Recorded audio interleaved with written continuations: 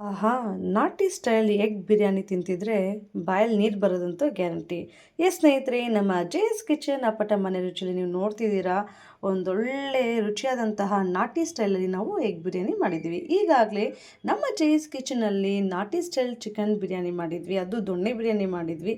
ಈಗ ಅದರೇ ರೀತಿಯಾಗಿ ಒಂದು ಸೂಪರ್ ಆದಂತಹ ಹಾಗೆಯೇ ಕೆಲವೇ ನಿಮಿಷಗಳಲ್ಲಿ ಸ್ವಲ್ಪನೇ ಪದಾರ್ಥಗಳನ್ನ ಉಪಯೋಗಿಸ್ಕೊಂಡು ಇದೊಂದು ರುಚಿಕರವಾದಂತಹ ನಾವು ನಾಟಿ ಸ್ಟೈಲಲ್ಲಿ ಎಗ್ ದೊಣ್ಣೆ ಬಿರಿಯಾನಿ ಮಾಡಿದ್ದೀವಿ. ಇದನ್ನ ಮಾಡೋದು ಯಾವ ರೀತಿಯಾಗಿ ಬನ್ನಿ ನೋಡ್ಕೊಳ್ಳೋಣ. ನಾವಿಲ್ಲಿ 3 ಜನಕ್ಕೆ ಎಗ್ ಬಿರಿಯಾನಿ ಮಾಡ್ತಿರೋದ್ರಿಂದ ನಾನು 6 ಬೇಯಿಸಿರೋ ಮೊಟ್ಟೆನ ತೊಗೊಂಡಿದ್ದೀನಿ. ಇದಕ್ಕೀಗ ನಾವು ರುಚಿಗೆ ತಕ್ಕಷ್ಟು ಉಪ್ಪು ಹಾಕ್ಕೊಳ್ಳೋಣ. ಹಾಗೆ ಒಂದು ಸ್ವಲ್ಪ ಅರಿಶಿನ ಪುಡಿ, ಇದರ ಜೊತೆಗೆ ಒಂದು ಸ್ವಲ್ಪ ಗರಂ ಮಸಾಲ, ಹಾಗೆಯೇ ಖಾರದ ಪುಡಿ ಹಾಕ್ಕೊಂಡು ಅದ್ರ ಜೊತೆಗೆ 1-2 ಟೇಬಲ್ ಸ್ಪೂನು ನಾವು ಎಣ್ಣೆ ಹಾಕ್ಕೊಂಡು ಮಿಕ್ಸ್ ಮಾಡಿಕೊಂಡು ಚೆನ್ನಾಗಿ ಮ್ಯಾರಿನೇಟ್ ಮಾಡೋದಕ್ಕೆ ಇಡಬೇಕು. ಮ್ಯಾರಿನೇಟ್ ಮಾಡಿಟ್ಟಾದ್ಮೇಲೆ ನಾವು ಈ ಒಂದು ಎಗ್ಗನ್ನ ನಾವು ಬಿರಿಯಾನಿ ಮಾಡೋದಕ್ಕೆ ಉಪಯೋಗಿಸ್ಕೋಬೇಕು. ಈಗ ನೋಡ್ತಿದ್ದೀರಲ್ವ, ತುಂಬ ಚೆನ್ನಾಗಿದ್ದು ಮ್ಯಾರಿನೇಟ್ ಆಗಿದೆ. ಈಗ ಮಸಾಲಾನ ರುಬ್ಕೊಳ್ಳೋದಕ್ಕೆ ಏನು ಬೇಕು ನೋಡೋಣ.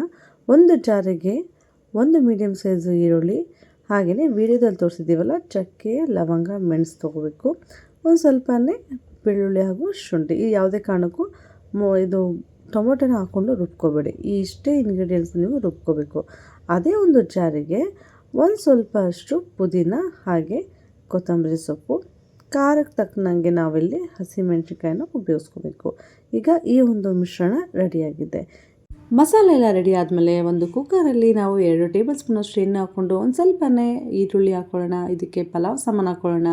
ಚಕ್ಕೆ, ಲವಂಗ, ಮೆಂತ್ಯ ಸೊಪ್ಪು, ಪಲಾವ್ ಎಲೆ, ಮರಾಠಿ ಮೊಗ್ಗು, ಹೀಗೆ ನಾವು ಬಿರಿಯಾನಿಗೆ ನಾವೇನು ಉಪಯೋಗಿಸ್ಕೊಳ್ತೀವೋ ಆ ಮನೆಯಲ್ಲೇ ಇರೋವಂಥದ್ದನ್ನೇ ನಾವು ಇಲ್ಲಿ ಆನಿಯನ್ ಜೊತೆಗೆ ಫ್ರೈ ಮಾಡ್ಕೊಳ್ಳೋಣ.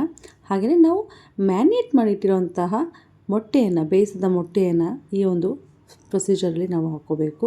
ಯಾಕಂತೇಳಿದರೆ ಮೊಟ್ಟೆ ಎಣ್ಣೆಯಲ್ಲಿ ಎಷ್ಟು ಚೆನ್ನಾಗಿ ಬಾಯ್ಲ್ ಆಗುತ್ತೋ, ಅಂದರೆ ಫ್ರೈ ಆಗುತ್ತೋ, ಬಿರಿಯಾನಿ ಕೂಡ ಅಷ್ಟೇ ಟೇಸ್ಟಾಗಿ ಬರುತ್ತೆ. ಹಾಗೆಯೇ ಇಲ್ಲಿ ಒಂದು ಸಣ್ಣದಾದಂತಹ ಟೊಮೊಟೊವನ್ನು ಚಿಕ್ಕ ಚಿಕ್ಕದಾಗಿ ಕಟ್ ಮಾಡಿಕೊಂಡು ನಾವು ಫ್ರೈ ಮಾಡ್ಕೋಬೇಕು. ಇದಾದಮೇಲೆ ನಾವು ಮೊದಲಿಗೆ ರುಬ್ಬಿಟ್ಕೊಂಡಿರ್ತೀವಲ್ಲ ಆ ಒಂದು ಮಸಾಲೆಯನ್ನು ಹಾಕ್ಕೋಬೇಕು. ಅಂದರೆ ಈರುಳ್ಳಿ, ಚಕ್ಕೆ, ಲವಂಗ, ಶುಂಠಿ, ಬೆಳ್ಳುಳ್ಳಿ, ಇದನ್ನು ನಾವು ಫ್ರೈ ಮಾಡ್ಕೋಬೇಕು. ಈ ಒಂದು ಮಸಾಲೆ ಹಾಕಿದ ತಕ್ಷಣವೇ ಒಂದು ಒಳ್ಳೆ ಘಮ ಬರುತ್ತೆ, ಅದು ಕೂಡ ತುಂಬ ಚೆನ್ನಾಗಿರುತ್ತೆ. ಸೊ ಇದು ಒಂದು ಕುದಿ ಆದಮೇಲೆ ನಾವು ಕೊತ್ತಂಬರಿ ಸೊಪ್ಪು, ಹಸಿಮೆಣಸಿನ್ಕಾಯಿ, ಹಾಗೆ ಪುದೀನ ಏನು ರುಬ್ಬಿಟ್ಕೊಂಡಿರ್ತೀವೋ ಮಸಾಲ ಅದನ್ನು ನಾವು ಹಾಕ್ಕೋಬೇಕು. ಇದು ಅಷ್ಟೇ ಮೀಡಿಯಮ್ ಫ್ಲೇಮಲ್ಲಿ ಎಲ್ಲ ರುಬ್ಬಿದಂಥ ಪದಾರ್ಥಗಳನ್ನ ಹಾಕ್ಕೋಬೇಕು. ಹಾಗೆ ಒಂದು ಕುದಿ ಆದಮೇಲೆ ಎಣ್ಣೆ ಬಿಡೋ ಟೈಮಲ್ಲಿ ರುಚಿಗೆ ತಕ್ಕಷ್ಟು ಉಪ್ಪನ್ನ ಹಾಕ್ಕೊಂಡು ಮಿಕ್ಸ್ ಮಾಡ್ಕೋಬೇಕು. ಇದಾದಮೇಲೆ ನಾವು ಅಕ್ಕಿಯನ್ನು ಯಾವ ರೀತಿ ಅಳತೆ ತೊಗೊಂಡಿರ್ತೀವೋ ಅದೇ ಒಂದು ಕರೆಕ್ಟಾದಂಥ ಅಳತೆಯಲ್ಲಿ ನಾವು ಹಾಕ್ಕೋಬೇಕು. ಯಾಕಂತೇಳಿದ್ರೆ ನಾವು ನಾಟಿ ಸ್ಟೈಲ್ ಮೊಟ್ಟೆ ಬಿರಿಯಾನಿ ಮಾಡ್ತಿರೋದ್ರಿಂದ ಇದು ಬಿರಿಯಾನಿ ತುಂಬ ಮೆತ್ತಗೂ ಕೂಡ ಆಗಬಾರ್ದಲ್ವ.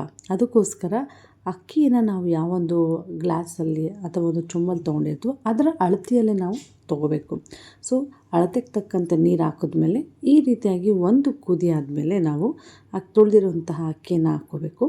ಈಗ ತೊಳೆದಿರೋಂಥ ಅಕ್ಕಿ ಹಾಕಿದ್ಮೇಲೆ ನೀವು ರುಚಿಗೆ ತಕ್ಕಷ್ಟು ಉಪ್ಪು ಬೇಕಾದರೆ ಉಪ್ಪು ಹಾಕ್ಕೋಬೋದು, ಅಥವಾ ಖಾರ ಏನಾದರೂ ಜಾಸ್ತಿ ಆಯಿತು ಅಂತಂದರೆ ಒಂದು ಟೇಬಲ್ ಸ್ಪೂನಷ್ಟು ನೀವು ತುಪ್ಪನ ಹಾಕ್ಕೋಬೋದು. ಅಂದರೆ ಅಕ್ಕಿ ಹಾಕಿದ್ಮೇಲೆ ಒಂದು ಕುದಿ ಬಂದಮೇಲೆ ನೀವು ಟೇಸ್ಟ್ ಮಾಡಿ ನೋಡಬೇಕು. ಸೊ ಯಾವುದಾದ್ರೂ ಖಾರ ಕಮ್ಮಿ ಅಥವಾ ಜಾಸ್ತಿ ಇತ್ತಂದರೆ ನೀವು ಒಂದು ಯಾವುದೋ ಮನೆಯಲ್ಲೇ ಒಂದು ರೆಮಿಡಿನ ಮಾಡಿಕೊಂಡು ಒಂದು ಸರಿಯಾದಂಥ ಅದಕ್ಕೆ ನೀವು ರುಚಿನ ತೊಗೊಂಡು ಬರ್ಬೋದು. ಈಗ ನೋಡ್ತಿದ್ದೀರಾ, 2 ವಿಷಿಲ್ ಆಗಿದೆ.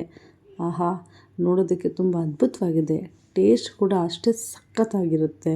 ಸೊ ಇದ್ರ ಜೊತೆಗೆ ಮೊಸರು ಬಜ್ಜಿ ಹಾಕ್ಕೊಂಡು ಈ ಒಂದು ನಾಟಿ ಸ್ಟೈಲ್ ಮೊಟ್ಟೆ ಬಿರಿಯಾನಿ ತಿಂತಿದ್ರೆ ಸೂಪರಾಗಿರುತ್ತೆ. ಮನೇಲಿ ಇದು ತುಂಬ ಸುಲಭವಾಗಿ ಕೂಡ ಮಾಡ್ಬೋದು. ಸಂಡೇ ಟೈಮು ಮಧ್ಯಾಹ್ನ ಸಮಯದಲ್ಲಿ ಇದನ್ನು ನೀವು ಲಂಚ್ಗೆ ಕೂಡ ಉಪಯೋಗಿಸ್ಕೋಬೋದು. ಸೊ ಮನೆಯಲ್ಲೇ ಕೂಡ ಮಕ್ಕಳಿಂದ ಹಿಡಿದು ದೊಡ್ಡವ್ರಿಗೂ ಇಷ್ಟ ಆಗುವಂತಹ ಒಂದು ಸಿಂಪಲ್ ಆದಂಥ ರೆಸಿಪಿ ಅಂತಲೇ ಹೇಳ್ಬೋದು. ನೀವು ಕೂಡ ಟ್ರೈ ಮಾಡಿ. ಹಾಗೆಯೇ ನಮ್ಮ ಚಾನಲ್ನ ನೀವು ಸಬ್ಸ್ಕ್ರೈಬ್ ಮಾಡಿಕೊಳ್ಳಿ. ಮನೆಯಲ್ಲೇ ಮಾಡುವಂತಹ ಒಂದು ಸುಂದರವಾದಂತಹ ಸಿಂಪಲ್ ರೆಸಿಪಿನ ನಾವು ತಿಳಿಸ್ಕೊಡ್ತೀವಿ. ಆದರೆ ಟೇಸ್ಟ್ ಮಾತ್ರ ಸೂಪರಾಗಿರುತ್ತೆ ಅಂತಲೇ ಹೇಳ್ಬೋದು. ಸೊ ಇನ್ಯಾಕೆ ತಡ ಸ್ನೇಹಿತರೆ, ನೀವು ಕೂಡ ನಿಮ್ಮ ಮನೆಯಲ್ಲಿ ನಾಟಿ ಸ್ಟೈಲ್ ಎಗ್ ದೊಣ್ಣೆ ಬಿರಿಯಾನಿನ ಮಾಡ್ಕೊಳ್ಳಿ. ಹಾಗೆಯೇ ಕುಟುಂಬದವ್ರ ಜೊತೆಗೆ ಕೂತ್ಕೊಂಡು ಈ ಒಂದು ಸುಮಧುರವಾದಂತಹ ಸಮಯವನ್ನು ನೀವು ಕಳಿಬೇಕಂತೇಳಿದರೆ ಈ ರೀತಿಯಾದಂಥ ರುಚಿಯಾದಂತಹ ಡಿಶ್ನ ಮನೆಯಲ್ಲೇ ಮಾಡಿ.